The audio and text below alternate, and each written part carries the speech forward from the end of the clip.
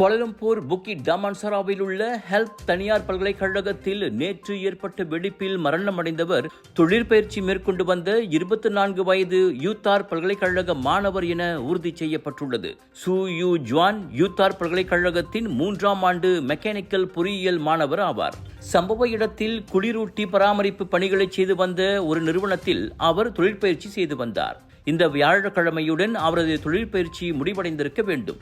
எனினும் துரதிருஷ்டவசமாக நேற்று 4வது மாடியில் உள்ள உணவகத்தின் அருகே இருந்த குளிரூட்டி திடீரென வெடித்து சம்பவ இடத்திலேயே அவர் உயிரிழந்தார். மாணவர்கள், பணியாளர்கள் மற்றும் குத்தகை தொழிலாளர்கள் உட்பட இதர 9 பேர் அதில் காயமடைந்தனர். அனைவரும் அருகிலுள்ள மருத்துவமனைக்கு அனுப்பப்பட்டனர். யூத்தார் நிர்வாகம் இறந்த மாணவரின் குடும்பத்துக்கு தேவையான உதவிகளை வழங்குவதாக தெரிவித்துள்ளது. வெடிப்புக்கான காரணம் குறித்து தீயணைப்பு மற்றும் மீட்புத்துறை விசாரணை நடத்தி வருகிறது. இதற்கிடையில் ஹெல்ப் பல்கலைக்கழக தரப்பும் உயர்கல்வி அமைச்சும் கேம்பஸ் வளாகத்தில் பாதுகாப்பு ஆய்வுகளை தொடங்கியுள்ளன. சமையலுக்கு நேரம் இல்லையா? இதோ செஃப் ஈஜி ப்ராடக்ட்ஸ். சைவமும் அசைவமும் சூடு செய்து சாப்பிட தயாரான வீட்டு சுவை. ரூம் டெம்பரேச்சரில் பாதுகாப்பாக வைக்கும் நம்பகமான உணவு. எந்த ரசாயனமும் இல்லை, எந்த பதப்படுத்தும் மருந்தும் இல்லை.